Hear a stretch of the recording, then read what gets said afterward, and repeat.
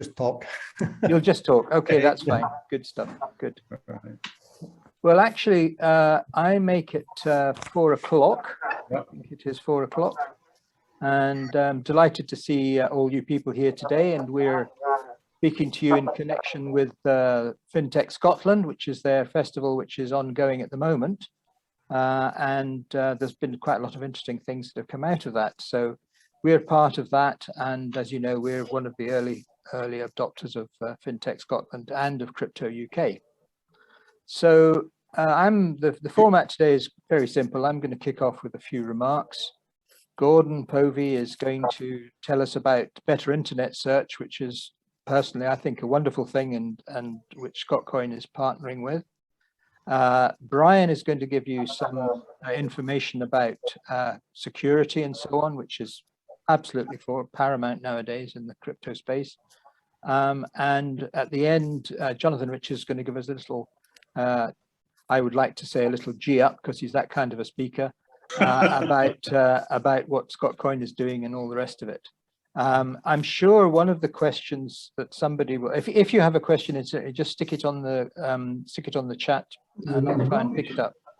One of the questions I'm sure everybody's got is when is the white paper coming out? And the short answer is, just to clear that one, is we are waiting on one piece of legal advice, which was due in fact on Friday, and I was very much hoping I was going to be able to talk about it today, but I can't because it hasn't arrived.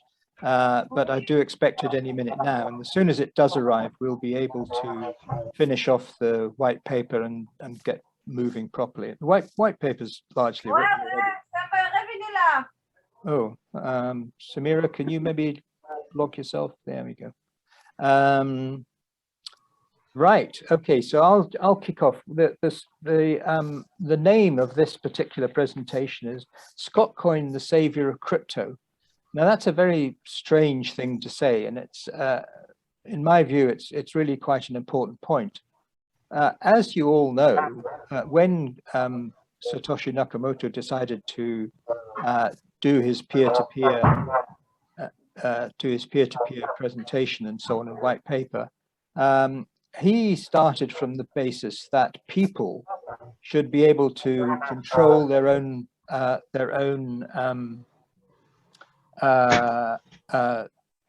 destiny monetarily again. And the whole point about that is that he started from an altruistic point of view. And the trouble is that what has happened over time is both greed and regulation have, to a certain extent, got in the way. Now, regulation is a very good thing. We've always been pro-regulation. We believe passionately that we have to have regulation for crypto to survive, because if it's not being properly regulated, then for sure the various people will probably want to shut it down. I'm a great believer in regulation and so on. But what has crypto done for people? I agree, you know, Bitcoin becomes $50,000 and lots of people jump up and down in glee because they've made some money. But what have they then done with it? What have they done with the crypto? What have they done with the world as it is? And the short answer is they haven't done anything. The only time that I'm aware of, and I stand to be corrected, that an actual coin has done something good for the world is, in fact, at the very early days of Bitcoin, they did set up a small system whereby some people got some money and so on, which was brilliant, and I'm absolutely for it. But we're in a different league. We are completely allied to doing good in the first instance within Scotland and elsewhere. And to do that, we have Scotcoin the coin, and we have the Scotcoin project CIC. Now, a CIC means that the most important point about a CIC is it's basically a non-profit organization. The Articles of Association of any CIC, but the Scotcoin project in particular, state that on a winding up or at any given point, none of the assets can be sold for the benefit of shareholders or anybody else. Now, what that means in practical terms is that none of the money that comes within the Scotcoin project ever gets, you know, frittered away on things. We don't take any fees. We don't take any salaries, we don't take any expenses, we don't take anything at all from it. We just, whatever we get, we use to do good things as best we can. So that's where Scotcoin is coming from. And the whole point is, we started this journey some years ago, as you know, and it took us some time to, I would say, bed into exactly what we were going to do. And it became fairly clear, first of all, that there was going to be regulation. We embraced that. It became fairly clear that there was a requirement for things to be done within Scotland. I mean, I know people know this, but over 200 people died on the streets just in the last couple of years from homelessness and all that sort of thing. And that's all something that shouldn't be happening. We should have that taken care of, and we should be doing more to make that right. So the whole point is we want to have a tangible change in various of these areas. You know, where people don't have food, we want them to have food. Where they don't have clothes, we want them to have clothes. I'm sure you've all read, because we've sent it out, about what we did with Fab Activewear. They were going to literally incinerate some tracksuits and stuff. I mean, quite a lot of it. And we were able to buy those clothes from them. We were able to send them to Emmaus in Glasgow. And there are people who are very grateful for the fact they've now got something to wear, which they, you know, didn't have very much before. So the other point that we are very keen on too is simply our green agenda. I mean, it's become more and more obvious that we are all going to have to do different things today and in the future to enable the world to continue in a reasonable manner. And part of that is we have started a project in Cambodia, which is tree planting. That helps people with employment as well.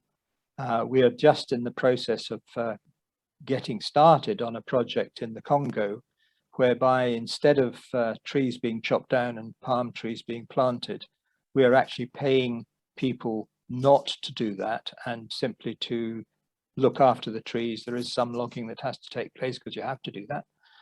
But basically speaking, it is to preserve the forests and so on in the Congo.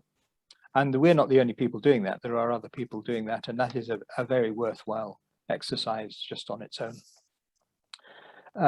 So we're doing carbon capture in that sense, but we're also doing plastic neutrality. And that is a very important point. We've joined up with people who are collecting 1 million tons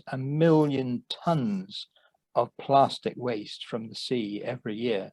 And they turn that into various things. They turn it into shoes, trainers, stuff like that. And they also turn it into blocks of solid plastic, which can then be used to build houses and so on.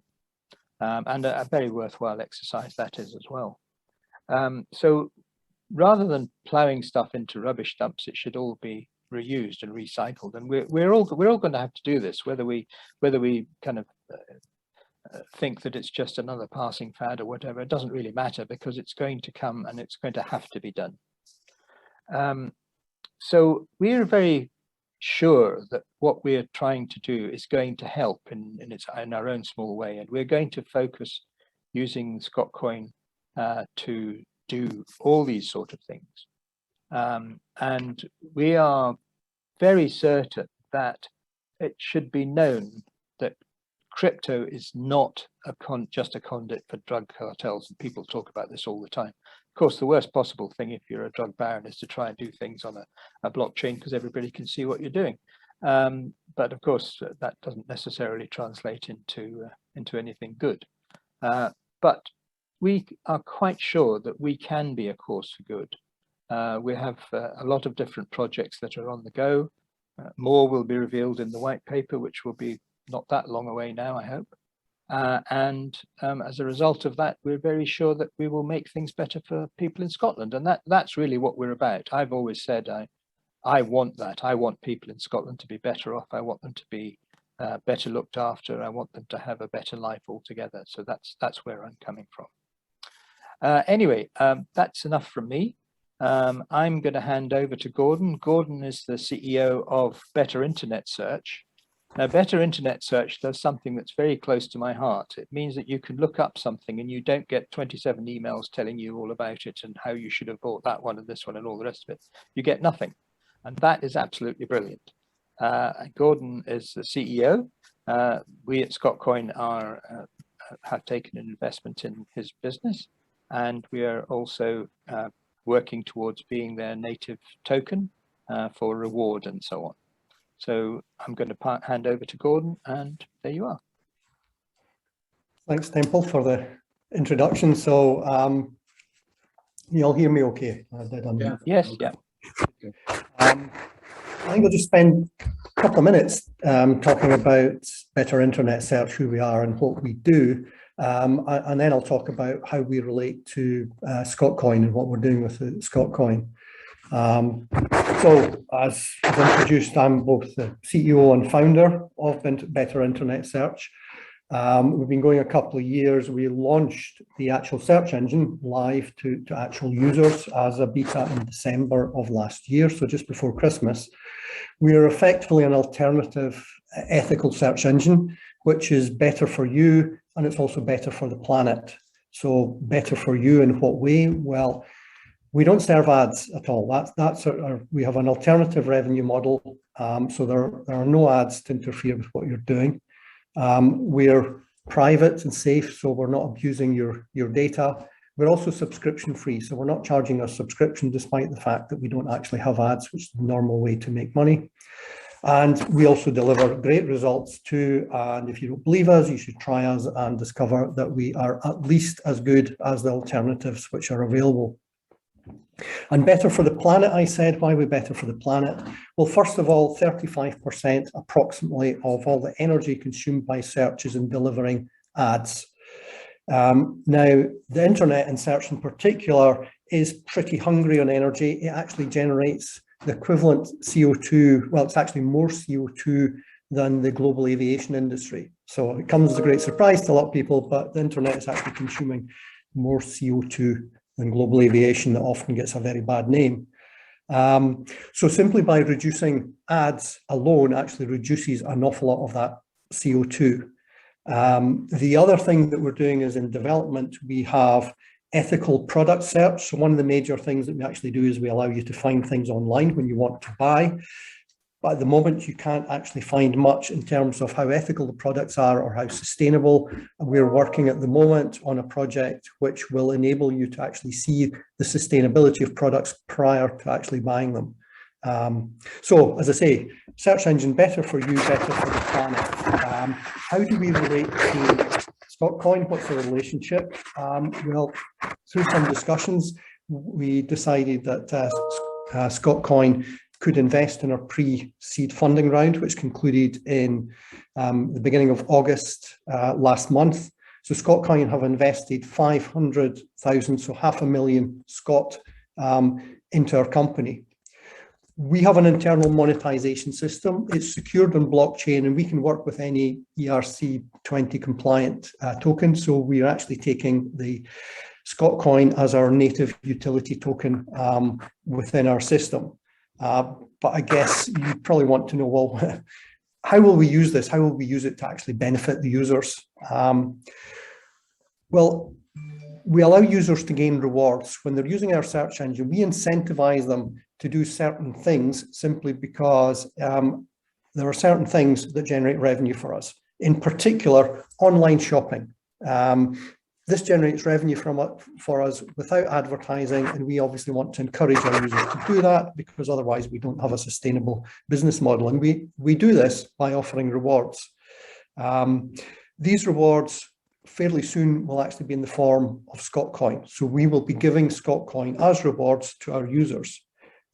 So what can users then do with the Scotcoin? Well, there are two things essentially. The first is you can use it in a conventional way as a cryptocurrency. You can basically take your rewards in Scotcoin. You can transfer it into a wallet because we hold it in escrow on your behalf, but you can transfer it into a wallet and then ultimately you could take it through and exchange it for fiat currency. So you could actually take cash rewards if you wanted. However, our typical user may earn £20, £25 per year in rewards. And on a monthly basis, it's not a huge amount, but it is a decent amount if you wanted to donate it, because collectively all our users donating the equivalent of £25 per year each can actually do a lot of good with this. So the second thing, and the thing that we're really keen on, is our users can actually donate the Scotcoin into social good projects and sustainability projects. As I say, collectively that can do a lot of good. It also means that our users don't actually need to be involved in the cryptocurrency. We hold these in escrow simply as a token amount of Scotcoin. And if the user wants to donate it, they're not involved in wallets or cryptocurrency or anything like that. So our users don't even see that there's a cryptocurrency involved. We will be working, I guess, with Scotcoin over the course of the rest of the year, basically to work on what are these social good projects and sustainability projects. So I shall just finish there. I'm happy to take any questions at any time as well. Gordon, thank you. That's a very nice summation of everything, and you've said it all much better than I possibly could. Does anyone have a question, just as we're on that particular point at the moment? No? Okay, well, in that case, we'll move along. Brian, would you like to kick off with your security, yep, please?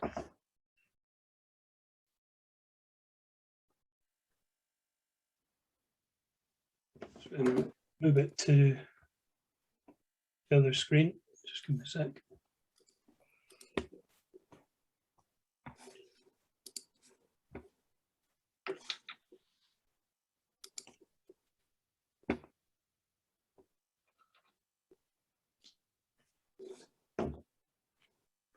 Okay, can you see that? Sure can. Okay. Yeah.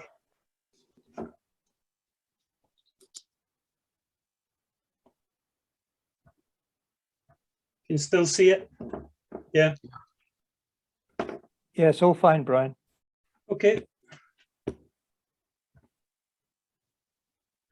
Right, so this is a security guide that I've put together. The main point is how to keep your cryptocurrency safe. Now, with traditional currency, you've got pound sterling, US dollars, and the euro. And you keep them in your wallet or purse or under your bed, wherever you want to keep them, that's safe. Now, to cryptocurrency, the main two are Bitcoin and Ethereum, and also our own V3 Scotcoin, which is ERC20 token. Now, these are stored in wallets, lots of different types of wallets. So I'm going to go through the different types of wallets that are available. And first of all, what is blockchain? Most of you should already know about it, some of you don't. It's basically, this little diagram is if you want person A, Temple, wants to send to person B, Brian, you basically say, okay, I want to send 20 Scotcoin to Brian. The transaction is represented on the blockchain as a little block. Every blockchain has a group of computers which do the verification of the block to make sure everything's okay and is a valid transaction. So that basically gets put onto the blockchain, gets verified, the little block gets added on, and in the person B's wallet, 200 or 20 Scotcoin will appear there. So it's just like a very basic diagram of how blockchain works. Now, what is an address? You need to have an address to have a cryptocurrency wallet. When you sign up for the wallet, it will automatically generate an address for you. Now, on the new ERC20 token on the Ethereum network, all of our addresses start with 0x. So basically, you just quote that to somebody. Like if they want to send you some Scotcoin, you just give them that address, or you show the QR code to them, they scan it, from their wallet and then put in 200 Scotcoin, press send, then it will send it. And what's a wallet? Wallet is, it has a public address, which is the 0x address, and it has a private address. Sorry? Someone was speaking. Oh, sorry, I'm speaking to myself. All right, sorry. I thought you were asking a question there. I was in the zone there. Thanks very much, Chris. Apologies. Right. Can I just mute you for a sec? Right. Okay, so you've got a public address and a private address. The private address is something you don't give to anybody. You don't normally use it. You use the public address, which is the 0x address. As I said in the previous one, you give that address to somebody if they want to send you some coin. Examples of cryptocurrency wallets on the Ethereum network are MetaMask and myetherwallet.com are the two that we've recommended to people when we moved over to the Ethereum mainnet. Now you may use other ones as long as they're compatible with ERC20. There's different types of wallets. This is like an older desktop wallet that's installed in your PC or laptop. It's not really recommended to do that. But if you've got all the latest antivirus and patches on your operating system, it should be okay, but I wouldn't recommend a desktop wallet. Next, you've got most popular ones, which are ones on your smartphone. This one is the Mew wallet. It's just a little screenshot. And you've got your 0x address in there. If there was Scotcoin, it would appear in here as a number 1. You click on it, it tells you how many Scotcoin you've got. Pardon me. Next, web-based wallets.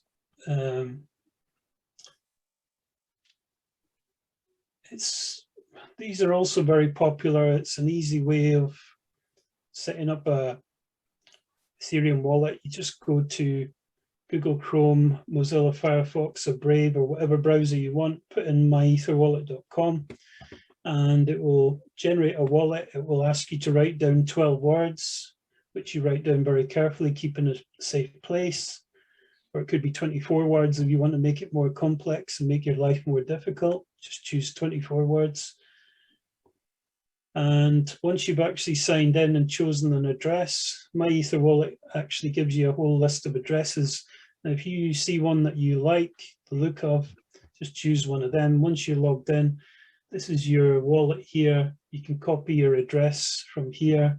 It also gives you your QR code. It's a lot more complex than it used to be, but all you need to do is send transaction. There's other stuff in there that you can play about with, like swaps and NFTs. It's really up to yourself. Next, a paper wallet. What you can actually do is you can go onto a website. There's quite a few of them: Bitcoin paper wallet, Ethereum paper wallet. And you've got to be really careful with those. But essentially what you're doing is generating a new wallet, and you unplug your printer from the internet.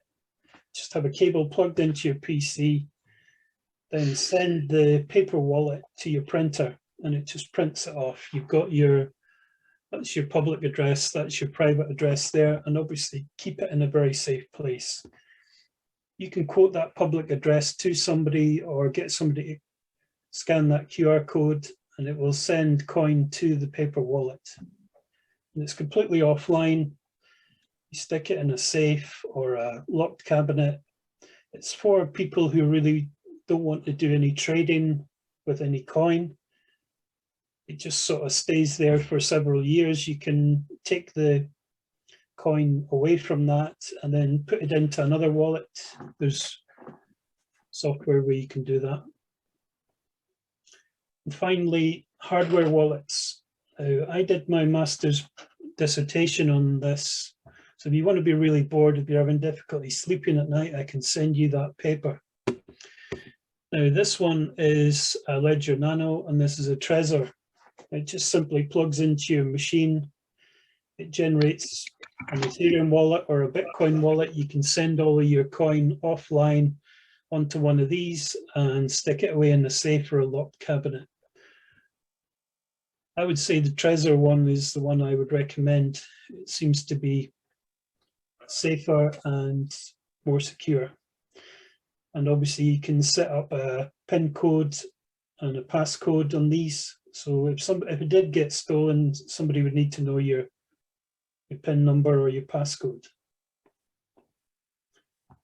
Now, before I finish, here's a few security tips. Passphrases, I've already said, it's very, very important you write this down and keep it in a very safe place. Even write it down twice and keep it in, keep it in a safe, keep it in a locked cabinet. Do not give it to anybody. If you lose that 12 or 24 words, it cannot be retrieved. There's no password reset for these types of wallets. Now, Scott Wallet is slightly different. You can do a password reset with that, but I'm talking about Ethereum wallets. If anyone has any problems or doesn't understand the difference between Scott Wallet and a normal Ethereum wallet, I can explain that some other time, or look at our YouTube videos. Okay, security tips. Never give out your 12, 24 word passphrase to anybody. The devices that you use, desktop, PC, laptop, smartphone, tablet, make sure it has the latest antivirus updates and operating system patches installed. Very important. Ensure all your devices have a password or PIN code as a bare minimum to access the device. Now, if available, please use two-factor authentication. It means there's an extra layer of security. You've got username, password. If someone guesses that, they're in. If you use two-factor authentication, it sends a code to your mobile phone, or it uses a random code from Google Authenticator. I would recommend everybody uses that. Or you use biometrics, which is fingerprint or facial recognition. Now, not every phone has got that, but if you do, I would recommend you use that. Okay, well, any questions? That's our website. And here are, we're on Facebook, Twitter, Telegram, Instagram, Reddit, LinkedIn. That's our website. And email info@scotcoinproject.com, or my email is brian@scotcoinproject.com. Okay. That's great. That's great, Brian. Thanks very much indeed. I am. I don't know about anybody else, but I am. I've had a little somebody coming in, Grant Campbell, asking, did I miss regarding the free Scotcoin? What you need to do is to send me an email, which is temple, TEMPLE, at scotcoinproject.com, and I will sort you out. And again, if anyone has any other questions of any kind, that's what to do, is just email me at that email address, and I'll be very happy to answer it. So now I want to move on to Jonathan Richards. Jonathan is our PR and brand guru. He's been doing a lot of very good work for us, and has, in my view, has brought Scotcoin to the attention of a different set of people, not just people involved in crypto, but people involved in what I might describe as everyday life. And I think that's a really good thing that he's achieving. And I continue to hope that he will do that. So, Jonathan, over to you. Okay, thank you, Temple. Good afternoon, everybody. Thank you for joining us this afternoon. Thank you for giving us these few minutes to share with you about Scotcoin. I'd be really interested if anybody feels like doing this, if you put in a 1 in the chat box if you were familiar with Scotcoin prior to the event, and 2 if you weren't. I'm just genuinely curious about that. It'd be really helpful. Unlike the very learned gentlemen who've gone before me here, I have no crypto background. I have a brands background, so I approach Scotcoin as a brand with potential, and I look at it and continue to look at it and continue to be excited about it, because it really is unique in its space. Now, Temple has addressed the whole concept of how Scotcoin is different, but I really do think it's worth reiterating that what we have here is something, a tool that is nowhere else in the world. You know, Scotcoin project CIC is completely directed towards social improvement, making things better, and it's primarily Scotland, but you can see we have a global reach here. So this is a currency that has emotion to it, because that is an emotional thing, to be able to deliver change to people. And it has this inbuilt social purpose. So from my own personal journey with Scotcoin, if it hadn't had that, it would be, in terms of a brand, like any other cryptocurrency. And despite having the name Scotcoin, which have attracted me anyway, because I'm Scottish, of course I would, but without the charity component, I wouldn't have been engaged. And that is the exciting thing for everybody who is involved in Scotcoin Project CIC, because that is what we are about. So we have now a tool that can deliver change in all sorts of different contexts. And again, we've just talked on with Gordon with Better Internet Search. And that is, we spent time with him. That is a remarkable project. And that the values that Better Internet Search has and that we have completely chime, they completely echo. It's a really, really good meeting of minds. Gordon's company is not the only one. We're also in discussions with a travel company called Azola, and they're all about minimizing carbon footprint. They're a Scottish company. They're another pioneering company. We're going to be embedded in their ecosystem with the Scotcoin token. But these are two really good signifiers for people looking in on Scotcoin and trying to understand what it is we do, what it is we're about. So the utility of Scotcoin right now is that you could, if you chose, you can, for instance, use Scotcoin. You could go and buy a pint of beer. You could get your roof fixed. You could buy a book. You could get some time with a consultant, a green consultant. That list of functionality that comes to Scotcoin is growing every day. And the network of outlets that take Scotcoin is growing every day. So our job, and very specifically, I feel it for myself, is really just about spreading the message.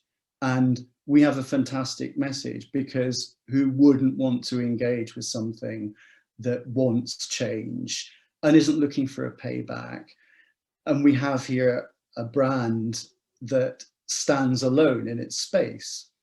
And we stand completely against the big current players like Bitcoin and Ethereum, etc. But we stand in a very independent space.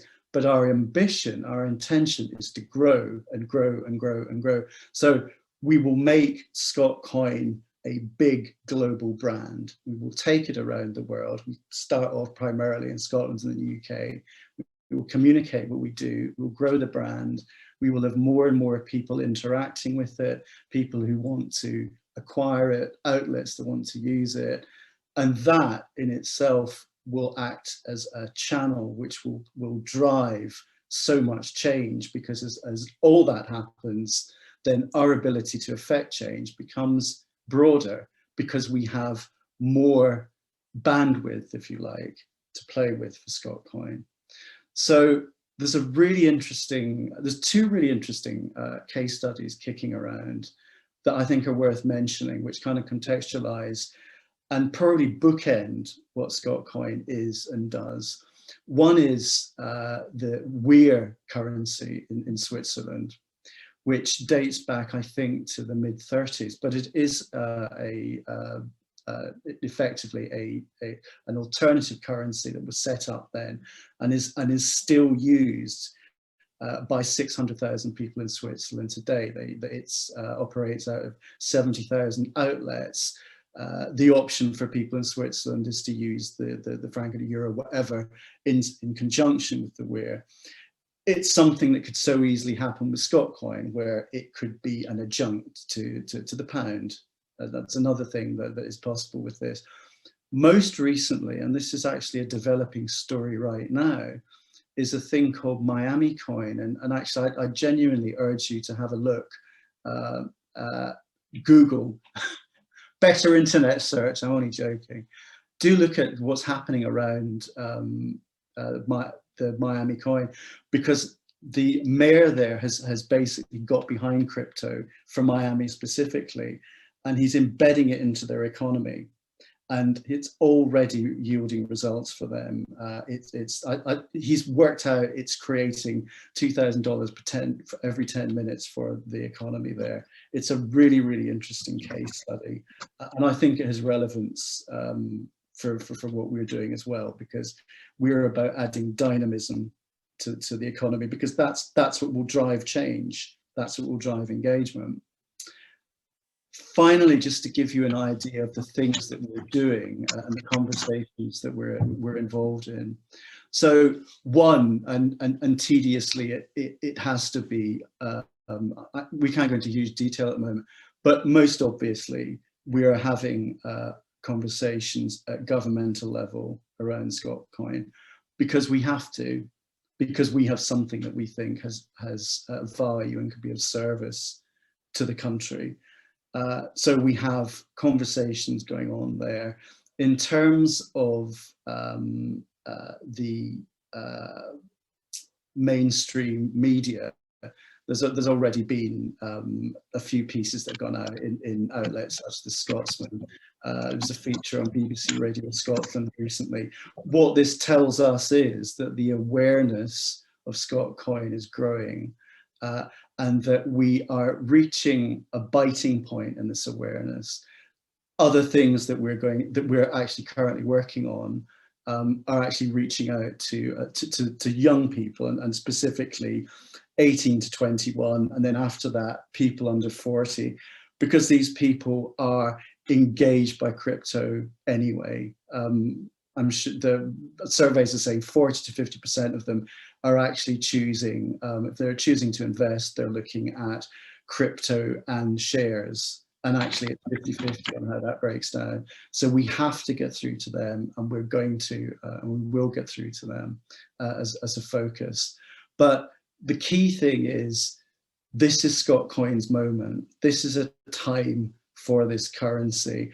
And this is a remarkable time for us all to live in, because 10, 11 years ago, this didn't exist. Bitcoin didn't exist. You now have a whole strata of the financial world that is worth tens, hundreds, thousands of billions of dollars.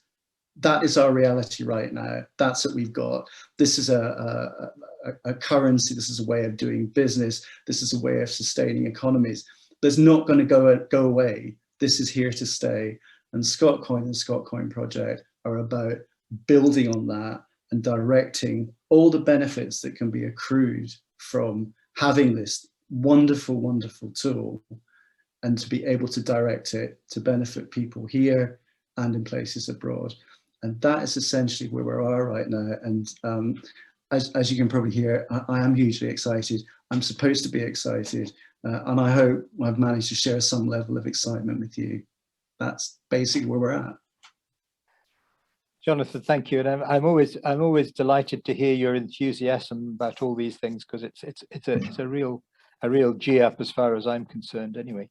Okay, a couple of things. Just you asked about how many people. There's only 4 people out of the people who are here who say they hadn't heard of Scotcoin before. Okay. Anyone who hadn't heard of Scotcoin before, please email me, temple@scotcoinproject.com, because you're exactly the people we want to talk to, and I'd love to do that. Second thing is, there was a question earlier on about getting your 1,000 for having been here and so on. Again, just email me, temple@scotcoinproject.com, and I'll sort it all out. As Brian will tell you, my main job is answering emails, so there you go. emails for some reason, but Brian thinks I should be on 27 different channels, but I can't even manage one. So there we are. Other than that, I don't really have anything else to say. Has anyone? There was a question I just saw popped in there. How receptive is ScotGov to crypto? The short answer is the problem with crypto with governments is that unfortunately the politicians in particular don't have enough knowledge. Now, one of the things about Scotcoin is that we are a CIC, and our brief is to educate and to inform people about crypto and about Scotcoin, obviously, and other coins as well. And so we are very focused on trying to, and somebody mentioned there, what about paying your taxes in it and all the rest of it? Well, the great thing, there's two things that I actually think are wonderful about crypto, and the two things I really like about crypto more than anything. One is that it doesn't cost very much to send money anywhere. I mean, even with the very high costs of recently with Ethereum and so on, it was maybe $15, $20 or whatever, which is not a lot really when you think about it if you're sending a lot. But the other thing is that you can target it, so you can make sure that it only goes to people that you want, and you can make sure that it's used properly and so on, and that's always a very good thing. I'm just going through these questions now while we're at it. So the answer is we do talk to them. We have, as Jonathan mentioned, we have good connections to them. We have connections with some of the politicians and some of the advisors to the politicians. So we work on that, obviously. What else have we got there? Robert Gallagher's got his hand up. He wants to ask a question. Oh, yes, Robert. Sorry, on you go. Unmute. Hi lads, how you doing? Good Hello. stuff. Hi. This may seem like a rather simple, maybe an even naive question. How will Scotcoin make money to do these good things it wants to do? That's not a simple question. That's the short answer to that. Our business is to give away Scotcoin. I mean, that's why we've done the migration and so on, is to give us a lot of Scotcoin to give away. And in fact, we have the intention that it will be still being given away in more than 100 years' time. And the job that we have is to make sure that it can be used either what they call peer-to-peer in the same way that most cryptos are traded, or in fact, it can be used to circulate within the economy. Now, if you like, that's my job. I'm here to make that happen. And I would hope that as we move forward, we will have more and more people doing that. Scotcoin project is a charity. We take nothing out of it. We don't, you know, we don't take fees. We don't take expenses. We don't take anything, and that's just how we've set it up and how we do it. We obviously pay our way with people who require paid, but the management doesn't take anything from it at all. Presumably there would have to be a profit in order to put it back into the community to do good. Where would that profit come from? Well, but it can be done in several ways. I mean, one of the ways I was mentioning was, in fact, we use Scotcoin to buy product, and that then gets used by the community. The company that has has sold the product is able then to trade itself. It can use the coins in all sorts of ways. It can use it for incentives. It can exchange. It will be able to exchange it on exchanges and so on. So there's a lot of different ways that can be used. And I mean, that's one of the great things about it. It's not a hidebound idea. There's lots of different ways it can be used. Okay, thanks. Cheers, lads. Okay. Nice question. I see somebody there talking about Zumo. We have had various discussions with Zumo, and most recently, in fact, somebody asked us whether we would partner with them, and the short answer is yes, we would. In fact, one of the things was that they might have been on this call today, but they double booked themselves.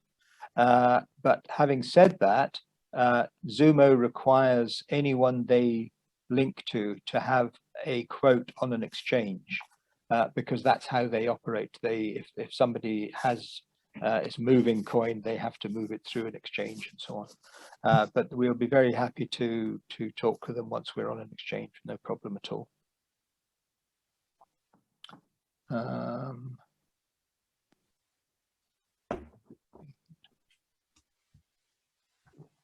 I tend to agree about John Attridge talking about banks and so on, because of course they all hate, or at least they pretend to hate blockchain. Actually, it's not true. They love blockchain because blockchain enables them to do things cheaper. What they don't like, and they don't like Bitcoin, because Bitcoin in particular is taking some of their power away from them, and they're not very keen on that. There's a question there, first choice of exchange. As of right now, we're talking to several exchanges. They're all in the top 25 worldwide.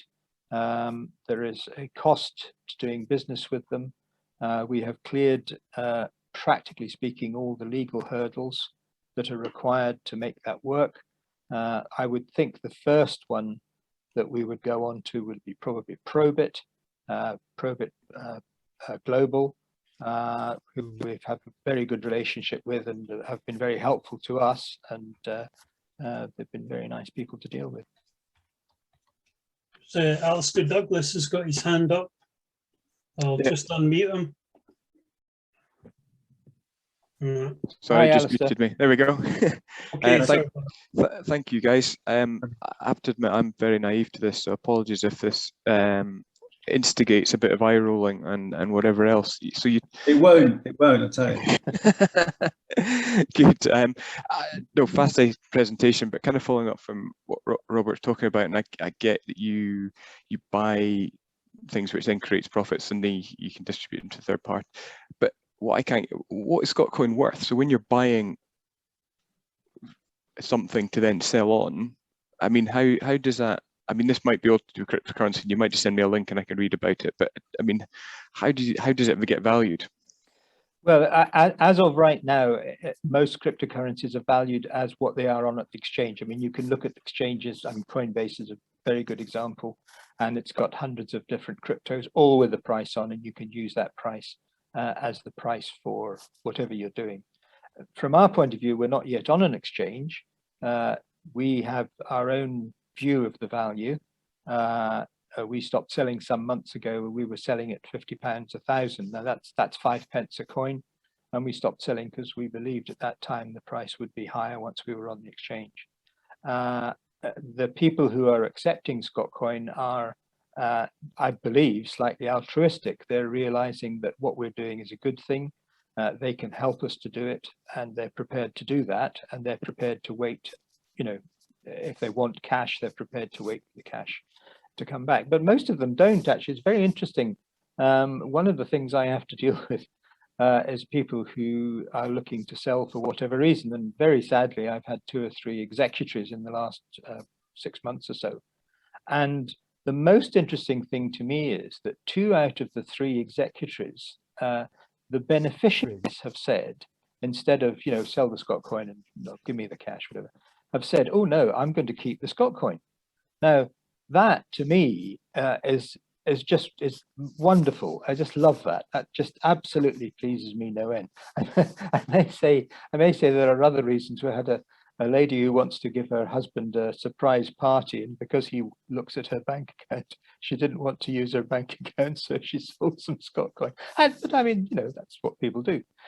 So you know, that's always something. So there's always some people who are looking to sell. Because I saw somebody was asking about how you can buy. And the answer to that is that's how you can buy. If you get in touch with me, I'll put you in touch with somewhere else who'll be able to do something for you. But on a day-to-day basis, it's what somebody's prepared to pay, and the people who we have been dealing with are prepared to give us the benefit of the doubt, which is very nice of them. And I'm very glad to say that from all points of view, it's working out very well at the moment. Temple, Robert Gallagher has got another question. Yes, Robert, you're muted. Sorry. So, just on the back of what you said there, Temple, I think there's just over 700 holders of Scotcoin at the moment, according to one of the things I've seen. And given the history of Scotcoin, how it started and the kind of $1 million Scot giveaway at the beginning, I think it's fairly inevitable that a lot of these people are going to sell as soon as it gets put on the exchange. Is that something you've foreseen, or something that makes any difference at all to the project going forward? Well, well, two or three different things from what you're saying there. The first point is that although Etherscan says there's about 700, there are in fact an awful lot more. The reason for that is that we have nearly 1,000 people on Scot Wallet now, and they are not reflected as individuals in Etherscan because they're just one wallet address. So there's a lot more than that. But yes, I agree, there is obviously going to be people who will sell early doors. Now, yes, obviously we've foreseen that. A lot of the things we're doing are with a view to making it less attractive for people to sell. And in fact, as Chris there is asking, how is the biggest holders and how much is circulating from total supply? Well, I can answer that one very simply. There's a total of 5 billion that have been pre-mined. 2 billion have been issued. The other 3 billion are locked and there will be no more issued until after the first year of being on an exchange, because we have the IEO, the initial exchange offering, and all the large holders, everybody who's what people refer to as a whale, are signing agreements not to sell for a year. So that's taking obviously quite a lot out of the equation. At the same time, one of the arrangements we have with Probit and with people called Token Minds, who are helping us to go onto the exchange, we have arrangements that they have what I would describe as backup buyers. So there will be people who are prepared to buy on day one if people want to sell, and all the rest of it. There'll be, and of course, instead of there being 500 or 1,000 people looking to sell, there'll be tens of thousands of people who are perhaps prepared to buy. And also we will have an agreement with people called Gemini, who are liquidity providers. They provide people who basically will add to their portfolios at an appropriate IEO. They don't do it for everyone. They do it for projects they think are good. So there's going to be quite a lot of backup, you know. Excellent. I'm just trying to catch up with all these there's a whole lot of questions coming in. Who's the biggest holders? That answered that one. Yes, supply and demand as well as faith in the meaning of exchange. Absolutely true. And the cause that it supports, absolutely true, which is one of the reasons why, as I say, we are the savior of cryptocurrency.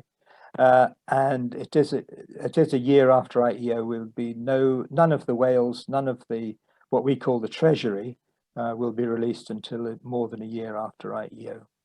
And I see Lucre there. I hope you will. Staking rewards offered in any of the exchanges. I'm not very pro staking. Every day I'm reading stuff about people who've been staking getting locked in, losing out, getting ripped off, and all the rest of it. Some of the fees for doing staking are absolutely horrendous. It is something we have done a little bit of research on. We've done a little bit of trial and error. Not overly impressed, not terribly wonderful from our point of view. Again, it requires you really to be on exchange before it's worthwhile. Once we're on an exchange, we may well look at it again. But as of right now, the answer is if you want to buy or sell, you do it through the exchange, and it's all straightforward and there isn't any hanky-panky. So I think that's about it. Chaps, we've been 54 minutes, which is really good, actually. That's excellent news. Great. Oh, John Human, thank you very much for your remarks. That's very nice. This has been recorded. I should have actually said that right at the beginning because I'm supposed to advise people of that.